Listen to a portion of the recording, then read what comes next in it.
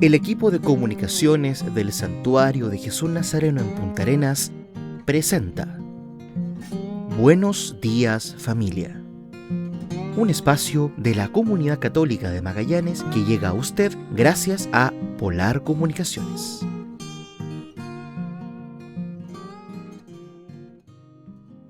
Hermanos y hermanas, feliz domingo. Ha iniciado el 10º mes del año, octubre, y que además con mejores tiempos, aunque hemos tenido el viento típico de esta estación, ya sentimos con más cariño el calor del sol, ese sol que nos regala nuestro Señor, esos días un poco más largos que también nos ayudan para animarnos y estar mejor cuando el cansancio del año ya comienza a mostrarse en los trabajadores y en los estudiantes. Hermanos y hermanas, hoy domingo 5 de octubre ha sido dedicado como Iglesia de Magallanes para un espacio muy especial y particular por el Jubileo de las Familias, para que nos encontremos en el Santuario María Auxiliadora desde las 3:30 de la tarde y de esa manera vivir la alegría de ser cristianos en familia. Hermanos y hermanas, iniciamos de esta forma el programa de este domingo.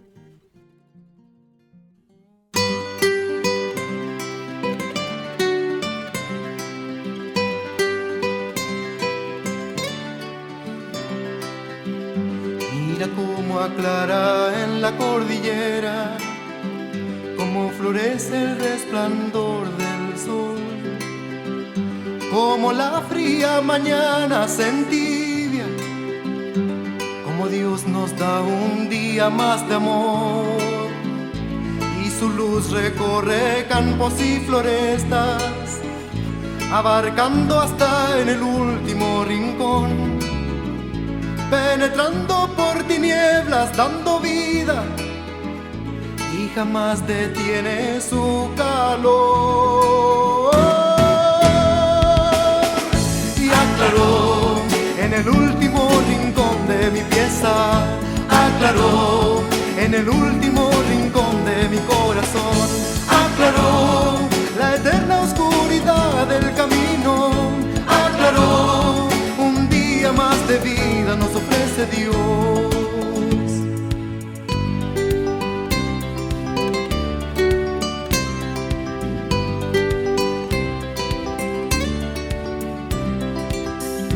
Y de nuevo despertamos a la vida, a entregarnos por entero a la labor.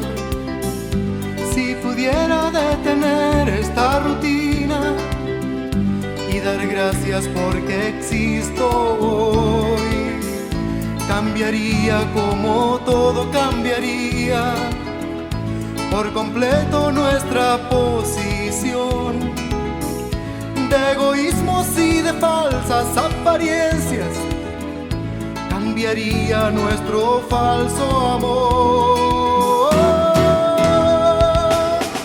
Y aclaró en el último rincón de mi pieza, aclaró en el último rincón de mi corazón, aclaró la eterna oscuridad del camino, aclaró un día más de vida nos ofrece Dios. Y aclaró en el último rincón de mi pieza, aclaró en el último rincón de mi corazón, aclaró la eterna oscuridad del camino, aclaró un día más de vida nos ofrece Dios. En el último rincón de mi pieza, oh, en el último rincón de mi corazón, aclaró la eterna oscuridad del camino, aclaró un día más de vida nos ofrece Dios.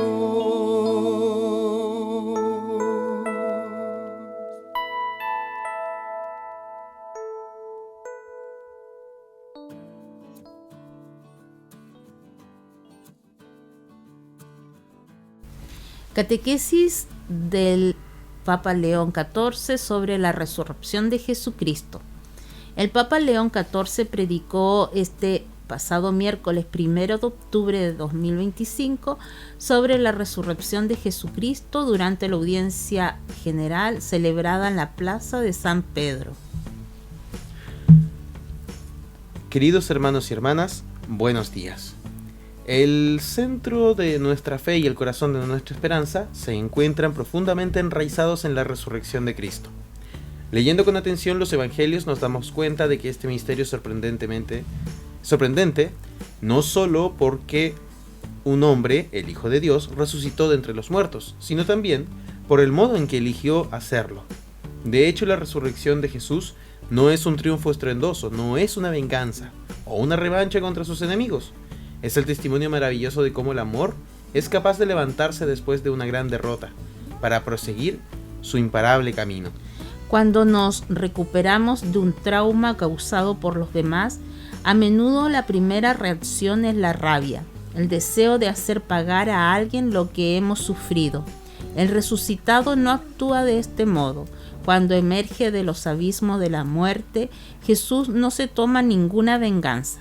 No regresa con gestos de potencia, sino que manifiesta con mansedumbre la alegría de un amor más grande que cualquier herida y más fuerte que cualquier traición. El resucitado no siente la necesidad de reiterar o afirmar su propia superioridad.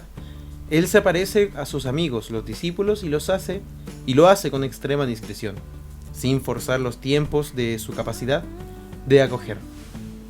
Su único deseo es volver a estar en comunión con ellos, ayudándolos a superar el sentimiento de culpa. Lo vemos muy bien en el cenáculo, donde el Señor se aparece a sus amigos aprisionados por el miedo. Es un momento que expresa una fuerza extraordinaria. Jesús, después de haber descendido a los abismos de la muerte para liberar a quienes allí estaban prisioneros, entra en la habitación cerrada de quienes están paralizados por el miedo, llevándoles un don que ninguno hubiera osado esperar: la paz. Su saludo es simple, casi habitual: paz a vosotros, pero va acompañado de un gesto tan bello que resulta casi inapropiado. Jesús muestra a los discípulos las manos y el costado con los signos de la pasión. ¿Por qué exhibir sus heridas precisamente ante quienes en aquellas horas dramáticas lo renegaron y lo abandonaron? ¿Por qué no esconder aquellos signos de dolor y evitar que se reabra la herida de la vergüenza? Y sin embargo, el Evangelio dice que al ver al Señor, los discípulos se llenaron de alegría. El motivo es profundo. Jesús está ya plenamente reconciliado con todo lo que ha sufrido. No guarda ningún rencor. Las heridas no sirven para reprender, sino para confirmar un amor más fuerte que cualquier infidelidad. Son la prueba de que precisamente en el momento en que hemos fallado, Dios no se ha echado atrás, no ha renunciado a nosotros. Así el Señor se muestra desnudo y desarmado. No exige, no chantajea. Su amor no humilla. Es la paz de quien ha sufrido por amor y ahora finalmente puede afirmar que ha valido la pena. Nosotros, en cambio, a menudo ocultamos nuestras heridas por orgullo o por el temor de parecer débiles. Decimos: no importa, ya ha pasado todo, pero no estamos realmente en paz con las traiciones que nos han herido. A veces preferimos esconder nuestro esfuerzo por perdonar para no parecer vulnerables y no correr el riesgo de sufrir de nuevo. Jesús no. Él ofrece sus llagas como garantía de perdón y muestra que la resurrección no es la cancelación del pasado, sino su transfiguración en una esperanza de misericordia. Luego el Señor repite: paz a vosotros, y añade: como el Padre me ha enviado, así también os envío yo. Con estas palabras confía a los apóstoles una tarea que no es tanto un poder como una responsabilidad: ser instrumentos de reconciliación en el mundo. Es como si dijese: ¿quién podrá anunciar el rostro misericordioso del Padre mejor que vosotros, que habéis experimentado el fracaso y el perdón? Jesús sopla sobre ellos y les dona el Espíritu Santo. Es el mismo Espíritu que lo ha sostenido en la obediencia al Padre y en el amor hasta la cruz. Desde ese momento los apóstoles ya no podrán callar lo que han visto y oído, que Dios perdona, levanta, restaura la confianza. El centro de la misión de la Iglesia no consiste en administrar un poder sobre los demás, sino en comunicar la alegría de quien ha sido amado justamente, cuando no se lo merecía. Es la fuerza que ha hecho nacer y crecer la comunidad cristiana, hombres y mujeres que han descubierto la belleza de volver a la vida para poder donarla a los demás. Queridos hermanos y hermanas, también nosotros somos enviados. El Señor también nos muestra sus heridas y dice: paz a vosotros. No tengáis miedo de mostrar vuestras heridas sanadas por la misericordia. No temáis aproximaros a quien está encerrado en el miedo o en el sentimiento de culpa. Que el soplo del Espíritu nos haga también a nosotros testigos de esta paz y de este amor más fuerte que toda derrota. El Papa León XIV invita a adaptar el anuncio del Evangelio a los lenguajes de nuestro tiempo. El Papa León XIV invitó a adaptar el anuncio del Evangelio a los lenguajes de nuestro tiempo y pidió acoger las preguntas y las inquietudes que suscita la vida real.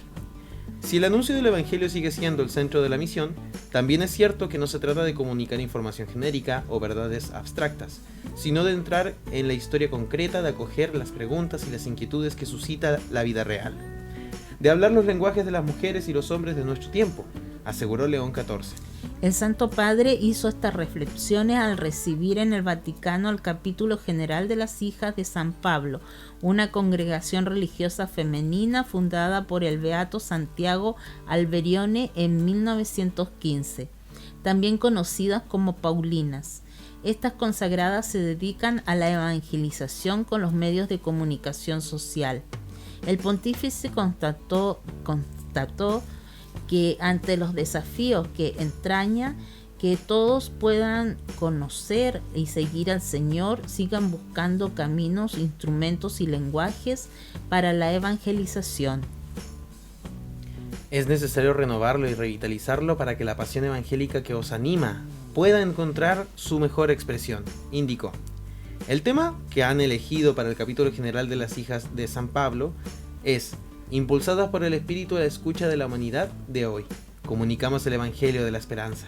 El Papa les recomendó tener dos actitudes para vivirlo, con renovado entusiasmo: por un lado, mirar hacia arriba, y por otro, sumergirse en el interior. Así explicó que el primero es la base para que puedan ser impulsadas por el Espíritu Santo y para estar prevenidas frente a actitudes de autosuficiencia.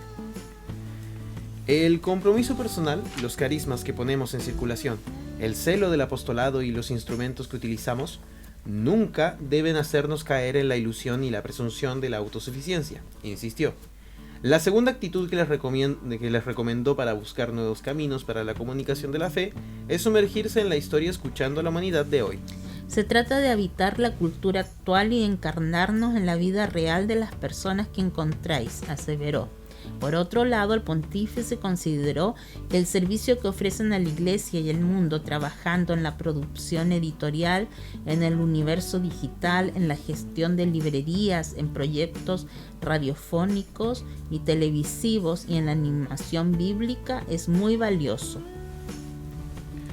Sé que los esfuerzos para llevar adelante estas múltiples actividades a veces son pesados, sobre todo porque las complejas situaciones actuales exigen una formación profesional de alta calidad que, lamentablemente, a veces choca con el hecho de que las fuerzas personales y materiales son escasas. Pero no nos desanimemos, por eso os invito a reflexionar sobre cómo mantener vivo el carisma, aunque ello requiera decisiones valientes y exigentes, señaló. Por ello, el Papa pidió un discernimiento atento sobre las obras relacionadas al apostolado y la necesidad de renovarlas, con una visión equilibrada que sepa mantener unida la riqueza de la historia pasada con los recursos y los dones actuales.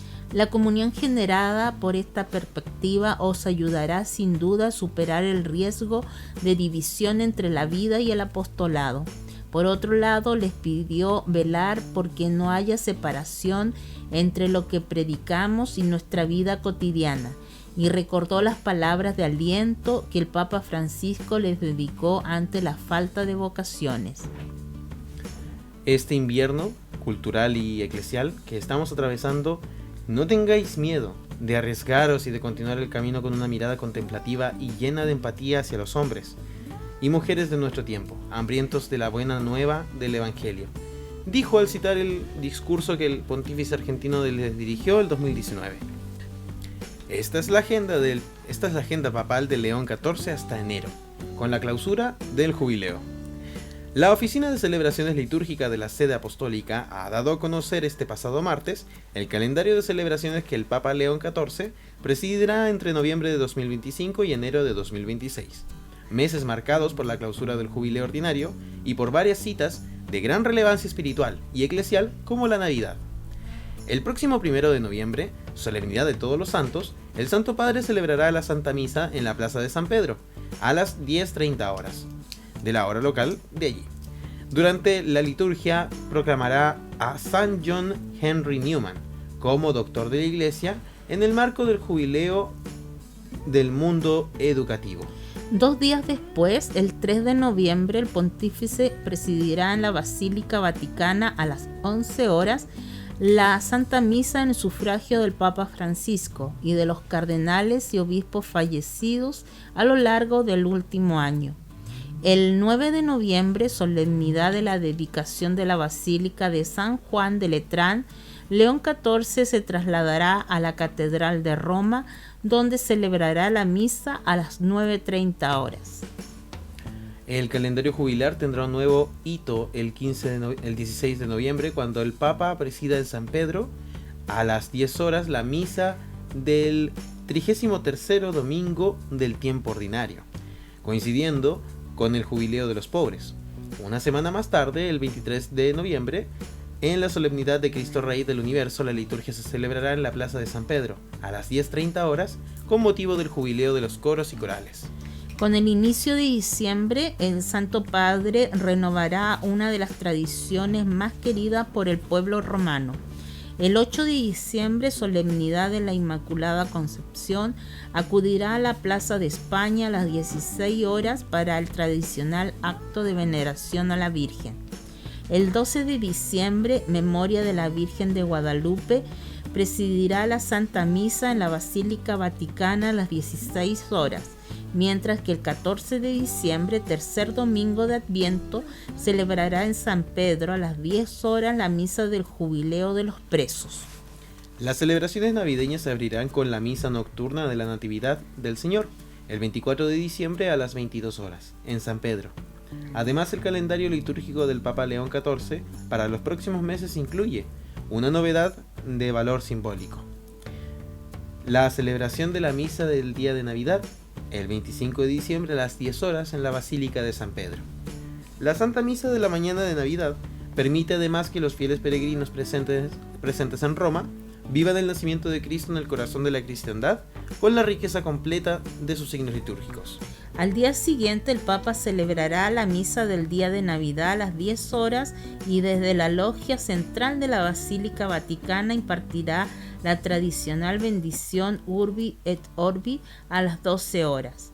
El 31 de diciembre a las 17 horas en San Pedro, el pontífice presidirá las primeras vísperas y el Te Deum en acción de gracias por el año transcurrido. Con la llegada del nuevo año, el 1 de enero de 2026, solemnidad de Santa María, Madre de Dios, y la jornada número 59, Jornada Mundial de la Paz, León XIV celebrará la Santa Misa de San Pedro a las 10 horas. El 6 de enero, solemnidad de la Epifanía del Señor, tendrá lugar uno de los momentos culminantes del Año Santo en la Basílica Vaticana a las 9:30 horas, pues el Papa cerrará la Puerta Santa y presidirá la misa de clausura del Jubileo Ordinario 2025. Finalmente, el 11 de enero, fiesta del Bautismo del Señor, el Santo Padre presidirá en la Capilla Sixtina a las 9:30 horas la misa y el bautismo de varios niños, siguiendo una tradición instaurada por San Juan Pablo II. León XIV. Que las religiones sean fermento de unidad en un mundo fragmentado. En el 60º aniversario del documento conciliar Nostra Aetate, que se cumple en el mes de octubre, el Papa dedica su intención de oración a la colaboración entre las distintas tradiciones religiosas.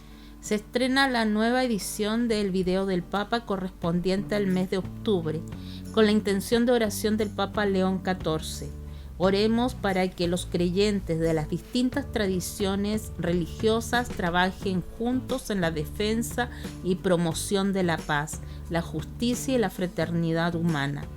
Su intención, que el Papa confía este mes a la Red Mundial de Oración del Papa, se propone en un tiempo marcado por los conflictos y la polarización, en el que las religiones a veces se pliegan a la lógica del enfrentamiento.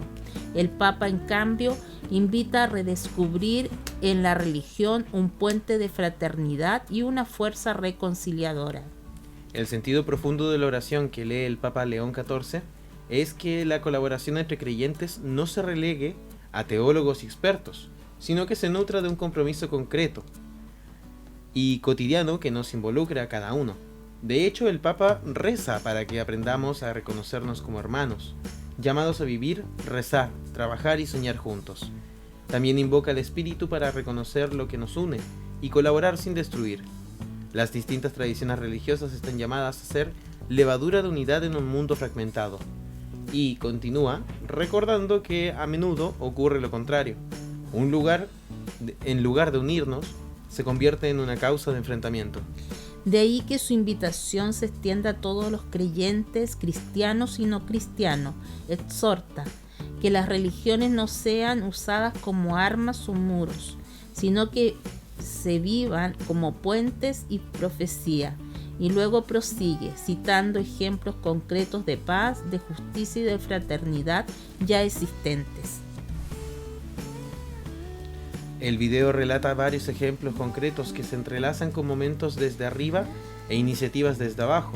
Por un lado, hitos históricos del camino interreligioso, el histórico encuentro organizado por el Papa Juan Pablo II en Asís en 1986, la visita del Papa Benedicto XVI a la Sinagoga de Roma en 2010, la firma del documento sobre la fraternidad humana de Abu Dhabi en 2019, bajo el pontificado del Papa Francisco, hasta los más recientes encuentros ecuménicos del Papa León XIV en el Vaticano.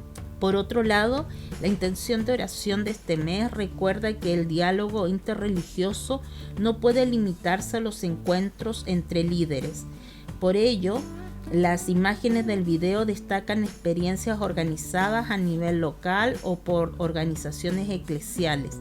El encuentro interreligioso organizado en Singapur en abril de 2025 por Cáritas y la Arquidiócesis para conmemorar el Día de la Tierra, o el evento Una Familia Humana organizado por el Movimiento de los Focolares entre mayo y junio de 2024.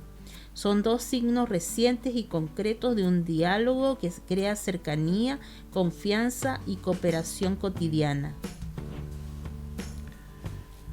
Esta intención de oración se enmarca en el 60º aniversario de Nostra Aetate, la declaración del Concilio Vaticano II que transformó la relación de la Iglesia Católica con las demás religiones, abriendo el camino al diálogo, el respeto y la colaboración.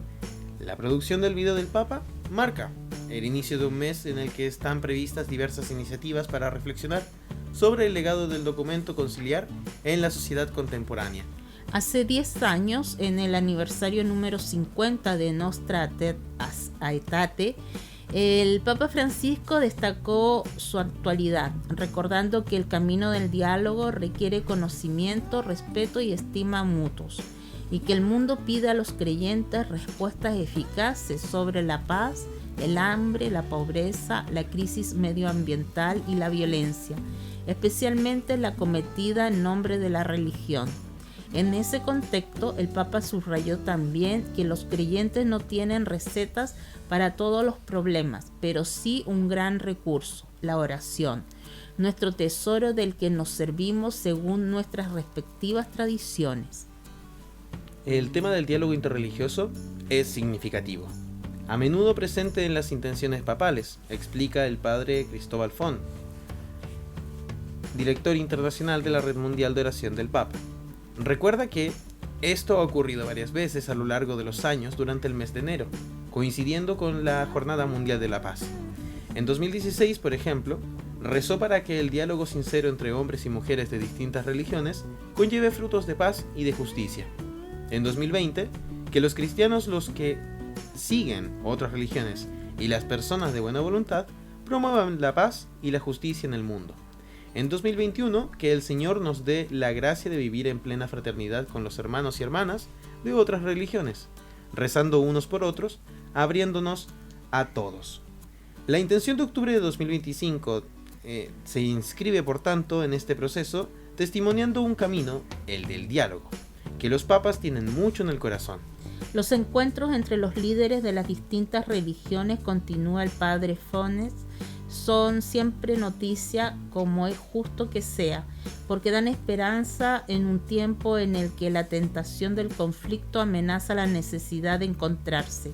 Pero la oración que lee el Papa León XIV este mes nos dice que la colaboración se construye incluso cuando no es noticia, es decir, en la vida cotidiana, conociéndose y respetándose, aprendiendo unos de otros, rezando juntos por la humanidad, defendiendo y promoviendo la paz en los lugares donde vivimos.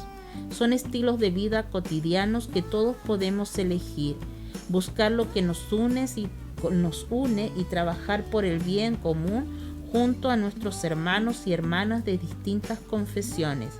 Así, los creyentes se convierten en artesanos de paz y fraternidad. El video del Papa de octubre indica un camino: reconocer la dignidad de cada persona, defender la justicia, sembrar la paz. Finalmente, en el contexto del Año Santo 2025, el video del Papa adquiere especial relevancia, ya que a través de él conocemos las intenciones de oración que el Papa tiene en su corazón. Para recibir debidamente las gracias de la indulgencia jubilar, es necesario rezar por las intenciones del Papa. 296 iglesias quemadas en Chile entre 2013 y 2025. Ardieron en silencio una década de ataques a iglesias en Chile. El área de investigación del medio digital, el Líbero, se planteó una pregunta inquietante. ¿Cuántas iglesias, templos y capillas católicas y evangélicas han sido incendiadas en Chile? La respuesta dio origen al documental Ardieron en silencio, una década de ataques a iglesias en Chile, que fue preestrenado en la iglesia de la Veracruz, incendiada intencionalmente en octubre de 2019, y será exhibido en Temuco dentro de pocos días. La investigación constituye el primer catastro completo de este tipo en nuestro país y revela la magnitud del fenómeno. 296 inmuebles incendiados entre 2013 y 2025, con la Araucanía con 82, la región metropolitana con 57, como las zonas más afectadas. Los años más críticos fueron 2018 con 44 ataques y 2016 con 35, considerando únicamente los siniestros de origen intencional. Los investigadores se declararon sorprendidos por el silencio y la indiferencia frente a estos hechos. En el documental, Carlos Peña, rector de la Universidad Diego Portales, se pregunta por qué en Chile no ha existido un esfuerzo decidido por restaurar los templos, en contraste con lo ocurrido en Francia, donde la sociedad se movilizó rápidamente para reconstruir la Catedral de Notre Dame, tras el incendio ocurrido hace 5 años. Para Eduardo Sepúlveda, director de El Líbero, el impacto va mucho más allá del daño material, sorprende la destrucción, pero más aún porque esto afecta directamente la libertad de las personas, la libertad de pensamiento, de religión, de expresión, de reunión. Muchas libertades son vulneradas cuando se ataca a una iglesia. Con este documental queremos romper el silencio que rodea este tema. Magdalena Lira, directora de Ayuda a la Iglesia que Sufre, ACN Chile, cuyo testimonio también forma parte del documental, expresó: agradecemos al Líbero por realizar este completo catastro y visibilizar un tema de gran relevancia para nuestro país. Como fundación no hemos permanecido al margen de este drama. Hemos apoyado la restauración de templos incendiados como la parroquia La Asunción en Santiago en 2020 y acompañamos a la comunidad de Vilvilco en Cañete, reconstruyendo desde cero la capilla Santa María del Camino, con material incombustible para mayor seguridad. luego de su incendio en 2023.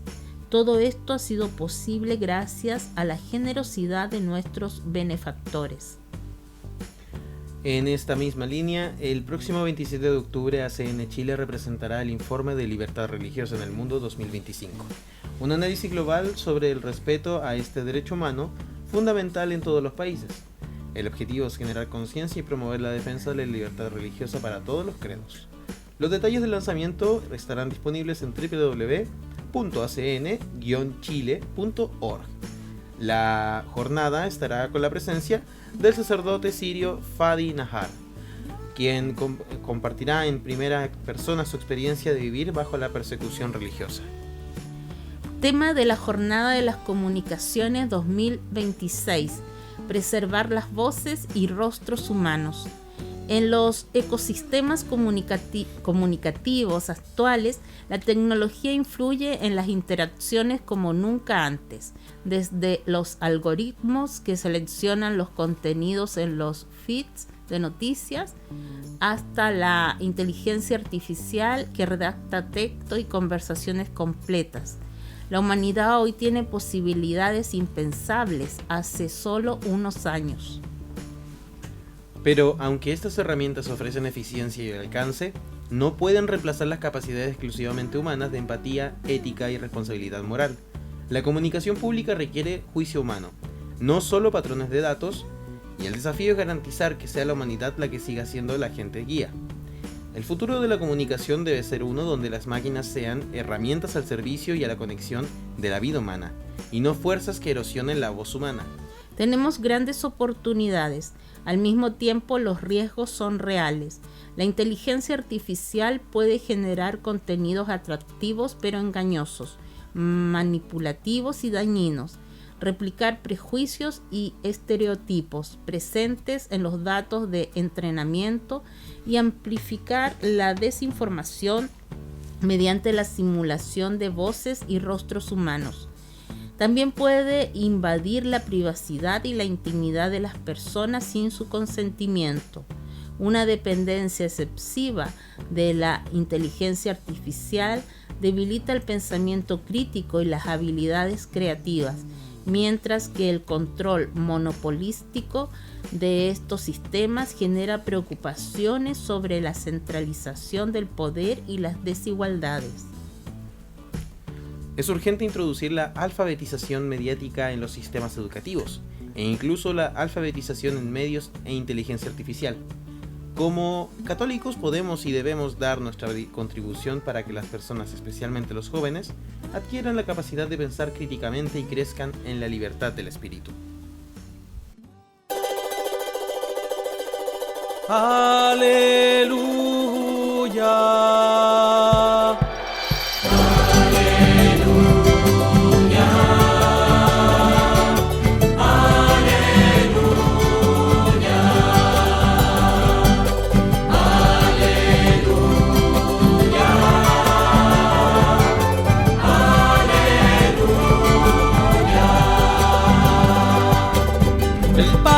Me ha enviado para anunciar la buena nueva a los pobres. Aleluya.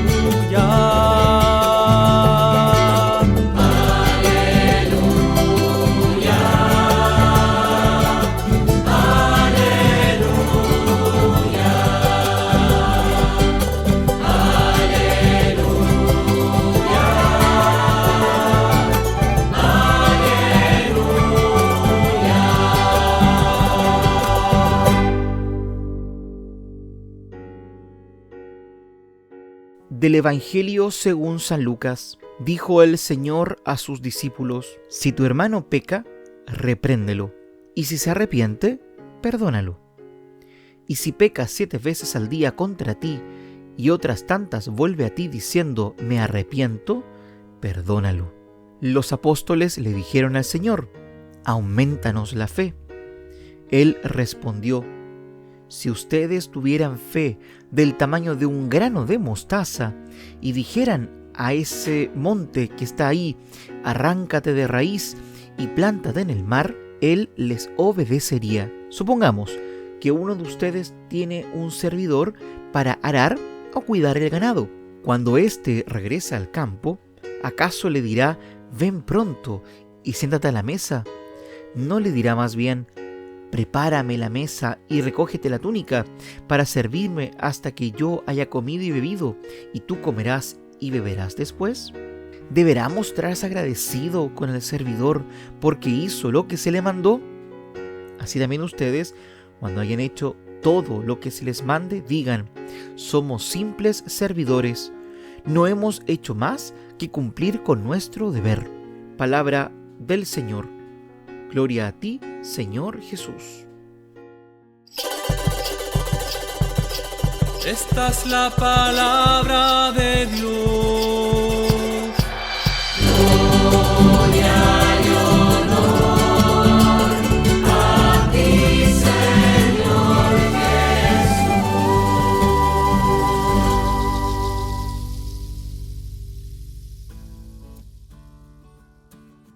Siempre hay que vivir de fe, pero en algunas circunstancias hay que vivir de sola fe.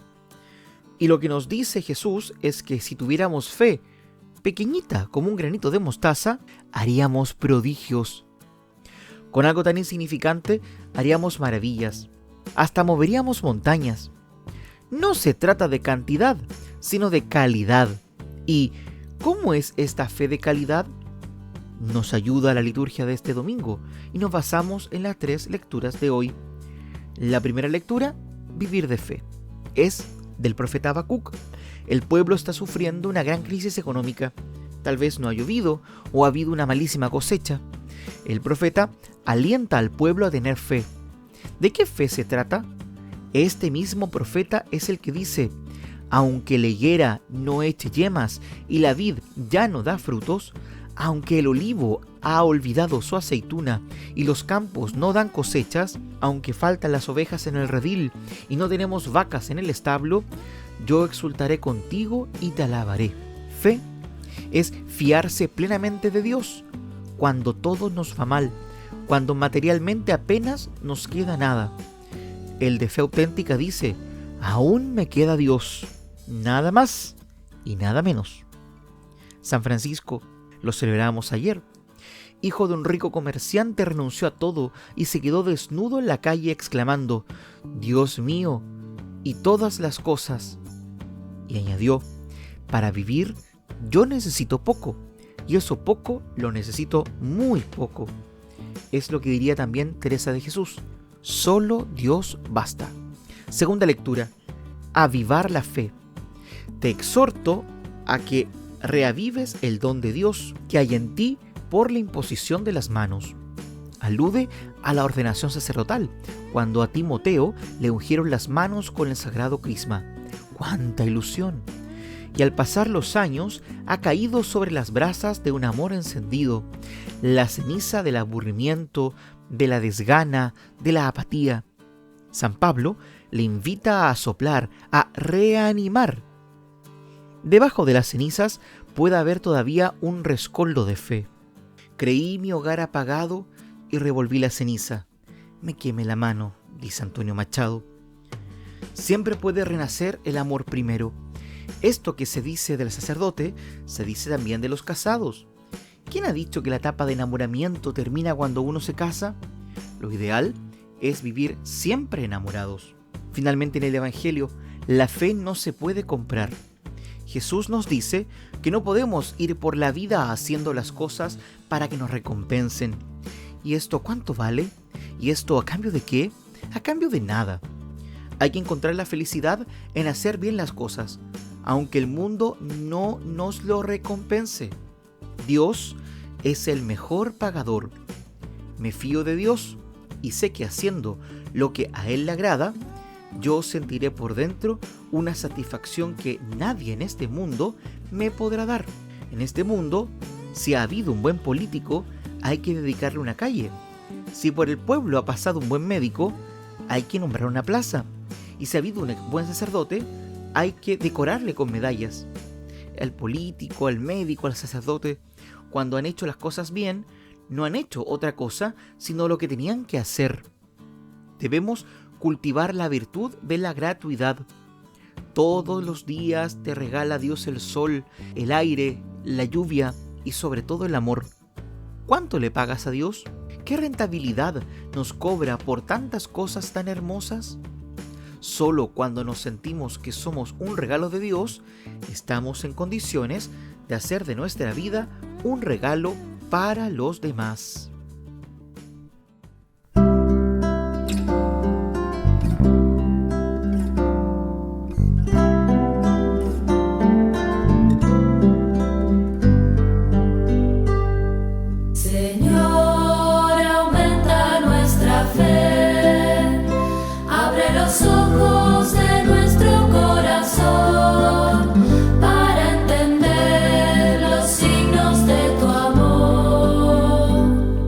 Esos días que cuesta tanto ver, que la bruma oscurece nuestra fe, al verte en cruz sobre el altar, danos la luz para cantar, que estás aquí y estás vivo para siempre.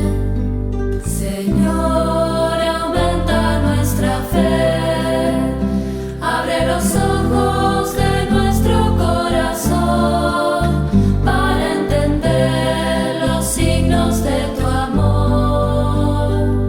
Tú que al ciego tocaste y pudo ver, le mostraste que tú eres el Señor. Toca también el corazón de los que no saben de ciegas en busca de tu rostro. Señor, aumenta nuestra fe, abre los ojos de nuestro corazón para entender los signos de tu amor. Quédate con nosotros a cenar, tú dijiste que siempre ibas a estar, Hijo de Dios, danos el pan y tu palabra que es verdad, que solo tú eres camino y eres vida. Señor, aumenta nuestra fe, abre los ojos de nuestro corazón para entender los signos de tu amor. Señor, aumenta nuestra fe.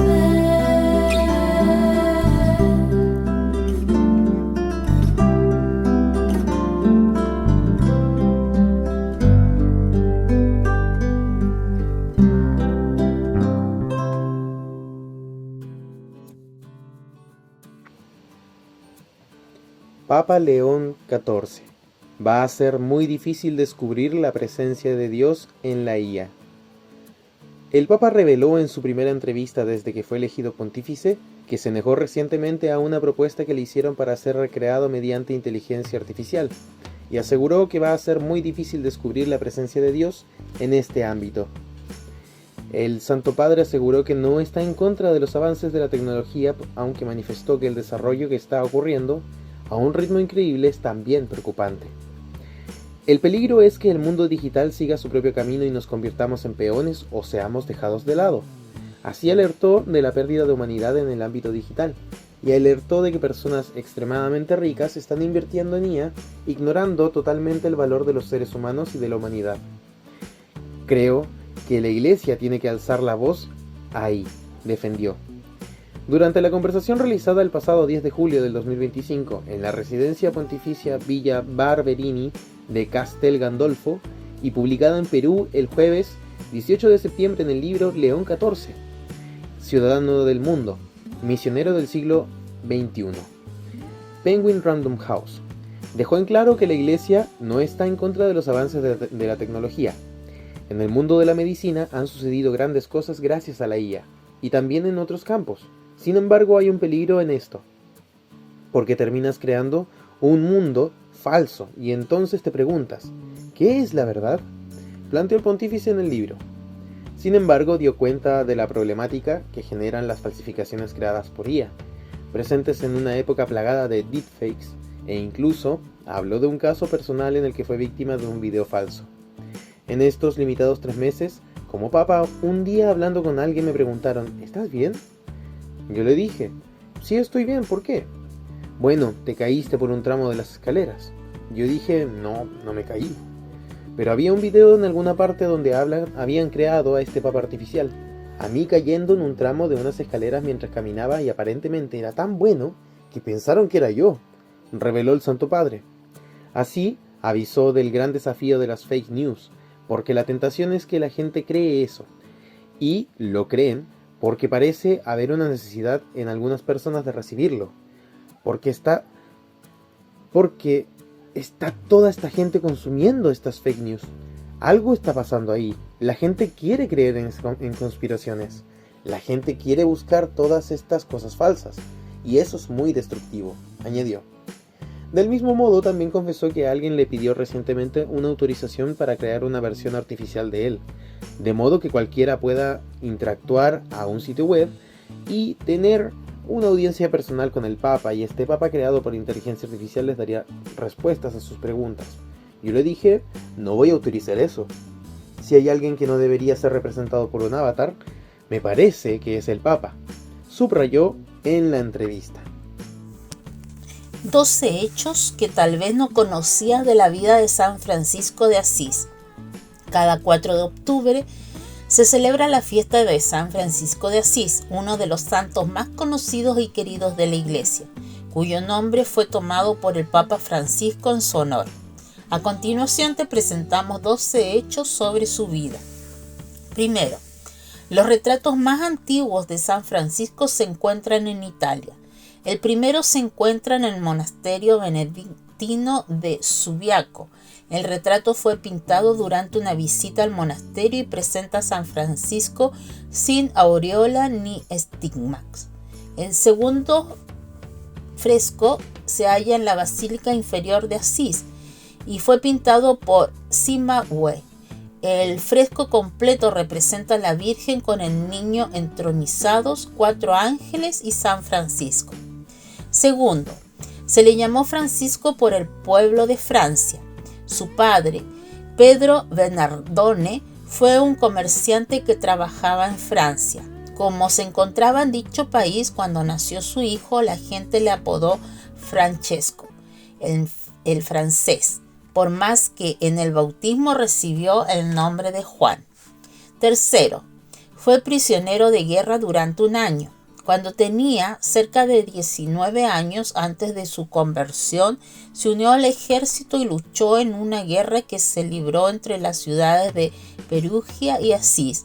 Fue hecho prisionero durante 1 año, pero finalmente fue liberado ileso. Cuarto, su vida se inspiró en Mateo capítulo 10, versículo 9. En Mateo capítulo 10, versículo 9, Jesús dice a sus discípulos: no lleven oro, plata o monedas en el cinturón cuando viajen para predicar el Evangelio. El santo se sintió inspirado a hacer lo mismo y comenzó a viajar para predicar el arrepentimiento en pobreza. Quinto, en el plazo de 1 año ganó 11 seguidores. Para el año 1210 había 12 de ellos en total, es decir, igual número que los apóstoles. En ese entonces, San Francisco redactó una regla breve e informal con consejos evangélicos para alcanzar la perfección, principalmente. Luego viajaron a Roma para presentar el escrito para la aprobación del Papa. El viaje fue a pie, cantando y rezando, llenos de felicidad y viviendo de las limosnas que la gente les daba. Sexto, el Papa Inocencio III decidió apoyar a los franciscanos después de un sueño sobrenatural. El Papa Inocencio III se mostró adverso a darle apoyo a San Francisco y su nuevo grupo de seguidores. Entonces tuvo un sueño en el que vio al santo sosteniendo con su cuerpo la Basílica de San Juan de Letrán, la catedral de la diócesis de Roma, que estaba a punto de derrumbarse. El Santo Padre interpretó el sueño como una indicación de que San Francisco y su grupo podrían servir de apoyo a la Iglesia, y así le dio el reconocimiento oficial como una orden religiosa. Séptimo, asistió al Cuarto Concilio de Letrán, donde conoció a Santo Domingo de Guzmán. El Cuarto Concilio de Letrán fue el concilio ecuménico número 12 de la Iglesia Católica, en el que se ratificó la transubstanciación y la primacía papal, entre otras cosas. Santo Domingo, fundador de la Orden de Predicadores o Dominicos, también estuvo presente. Octavo, visitó a un sultán musulmán, le predicó el evangelio y lo desafió. Durante la Quinta Cruzada, San Francisco y un acompañante viajaron a un territorio musulmán para visitar al sultán de Egipto y Siria, Al-Kamil. El santo predicó ante el sultán y, para demostrar su gran fe en la religión cristiana, desafió a los presentes a un juicio de fuego, que consistía en que él y un musulmán caminen por un sendero en llamas, con la idea de que el seguidor de la religión verdadera debía ser protegido por Dios. San Francisco se ofreció a ir en primer lugar, pero Al-Kamil rechazó el desafío. No obstante, el sultán quedó tan impresionado por su fe que le dio permiso al santo para predicar en su tierra. Noveno, detuvo los milagros de un franciscano fallecido. En 1220, San Francisco se retiró del gobierno de la orden y nombró como su vicario a Pedro Catani. Sin embargo, Pedro murió solo 5 meses después. Los visitantes a su tumba reportaron muchos milagros, lo que llevó a grandes multitudes al lugar. Las muchedumbres causaban problemas en la zona, por lo que el santo le rezó a Catani para que se detuvieran los milagros, y estos cesaron. En el número 10, recibió estigmas mientras realizaba ayuno de 40 días. Los estigmas son una condición en la que las heridas de Cristo aparecen sobrenaturalmente en el cuerpo de una persona. Un franciscano que lo acompañó dijo: de repente vio una visión de un serafín, un ángel de 6 alas en una cruz. Este ángel le dio el don de las 5 llagas de Cristo. Esto sucedió en 1224, durante un ayuno de 40 días en el monte Albernia, cuando se preparaba para la fiesta de San Miguel Arcángel el 29 de septiembre. Número 11. La primera piedra de la Basílica de San Francisco de Asís se colocó al día siguiente de su canonización. El santo murió el 3 de octubre de 1226. Fue canonizado por el Papa Gregorio IX el 16 de julio de 1228, y al día siguiente el Santo Padre puso personalmente la primera piedra de la nueva Basílica de San Francisco de Asís. Y en el número 12, su tumba se perdió durante siglos hasta que fue redescubierta en 1818. Su cuerpo fue trasladado a su basílica en 1230, pero pronto fue ocultado por los franciscanos para protegerlo de los invasores sarracenos. La ubicación de su cuerpo quedó en el olvido y no fue redescubierto hasta 1818, casi 6 siglos después. Si todo estuviera determinado. Si todo estuviera determinado, la elección de una carrera habría sido algo compulsivo, hecho por leyes inexorables que uno no pudo controlar. Si todo estuviera determinado, la guerra habría empezado porque tenía que empezar, porque los líderes eran como marionetas del destino. Si todo estuviera determinado, aquel político corrupto no tendría culpa de sus robos. Hizo lo que hizo por necesidad. En el pasado y también en el presente, algunos defienden que todo está determinado, que nada puede ser cambiado, que no existe verdadera libertad. Pero si todo estuviera determinado, ¿tiene sentido exigir responsabilidades y hablar de culpas si aquel criminal de guerra habría sido esclavo de leyes de la biología? En el fondo de nuestra inteligencia reconocemos que existen espacios de libertad, que somos responsables de ciertas acciones que aquel terrorista merece ser juzgado, porque su gesto de matar inocentes fue plenamente culpable. Defender el determinismo es negar que existan hombres libres y responsables, capaces de tomar decisiones sobre las que luego deben rendir cuentas, para ser premiados o para ser castigados. Existen ciertamente condicionamientos, incluso enfermedades psíquicas, que reducen o anulan la libertad. Pero fuera de esos casos, cada uno es responsable de lo que hizo hoy en la oficina y de lo que escribió en las redes sociales. No todo está determinado. Digan lo que digan los deterministas del pasado o del presente, en nuestro corazón hay un núcleo de libertad del que dependen nuestras decisiones, esas que embellecen el mundo o añaden dolor al dolor ya existente. Decido cada día, cada hora qué hago con mi vida, cómo oriento el movimiento de mis dedos, qué palabras pongo en un mensaje, cuánta atención presto a quien me pide un rato para hablar como amigos.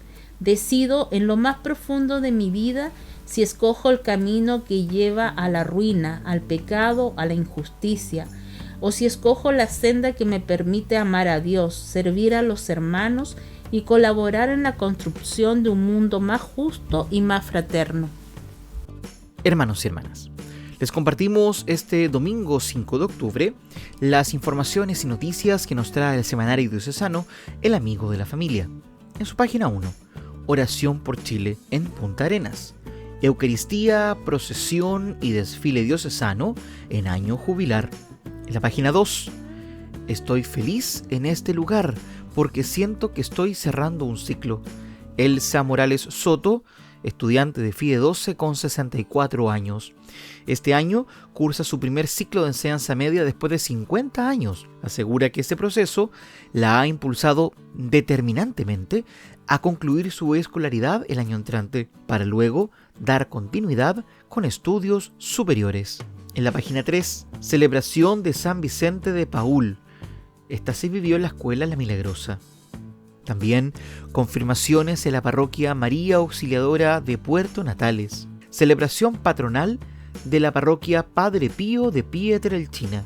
Oración ecuménica por los 69 años del barrio 18 de septiembre. Día de oración por Chile en Puerto Williams. Jubileo de la niñez, el cual se llevará a efecto el 18 de octubre a las 9:45 de la mañana en el Instituto Don Bosco. Se invita a la comunidad a misa en el Santuario María Auxiliadora ese mismo día a las 12:30. Bienaventurados los viejos, porque en ellos habita la memoria, sabiduría y futuro. Resultados de la Cuaresma de Fraternidad año 2025. En nuestra iglesia de Magallanes se reunieron 29.198.200 pesos. Un recordatorio, hoy, hermanos y hermanas, es el jubileo de la familia, domingo 5 de octubre. A las 15:30 horas nos encontramos en el Santuario María Auxiliadora y estaremos allí, también en el gimnasio Instituto Don Bosco, hasta las 19 horas. Santoral Católico de la Semana. Hoy domingo 5 de octubre comenzamos una nueva semana y les recordamos los santos y santas que se celebrarán esta semana que comienza, para que aprovechen a saludar a sus familiares y amigos que estarán de onomástico. Hoy domingo 5, Santa Flor y Santa Flora. Mañana lunes 6, San Bruno y Santa Brunilda. El día martes 7, Nuestra Señora del Rosario. El día miércoles 8, Nuestra Señora de Begoña. El día jueves 9, San Dionisio. El día viernes 10, San Francisco de Borja. El día sábado 11, Santa Soledad. Y el próximo domingo 12, Nuestra Señora del Pilar. Hermanos y hermanas, ya el amigo de la familia lo anunciaba, en un par de semanas más tendremos el espacio para poder recordar y para celebrar la infancia como el jubileo de la niñez. Eso será el 18 de octubre en la mañana en el Instituto Don Bosco. También aprovechamos este momento para felicitar y agradecer el trabajo y aporte de las comunidades de nuestra iglesia de Magallanes, que juntaron un poco más de 29 millones de pesos, los cuales van directamente a acciones solidarias, y este dinero se recaudó durante las 5 semanas de la Cuaresma del inicio de este año, a través de sus cajitas y de sus privaciones personales. Es un buen monto para hacer mucho bien por los hermanos y hermanas. Queridos y queridas, finalizamos de esta forma el programa de este domingo, recordándoles, 3:30 nos encontramos en el Santuario María Auxiliadora para el Jubileo de las Familias. Hermanos, que esté muy bien. Feliz domingo y que el Señor nos bendiga a todos y a todas. El equipo de comunicaciones del Santuario de Jesús Nazareno en Punta Arenas presentó Buenos Días Familia, un espacio de la Comunidad Católica de Magallanes que llega a usted gracias a Polar Comunicaciones. Esperamos encontrarnos con usted la próxima semana.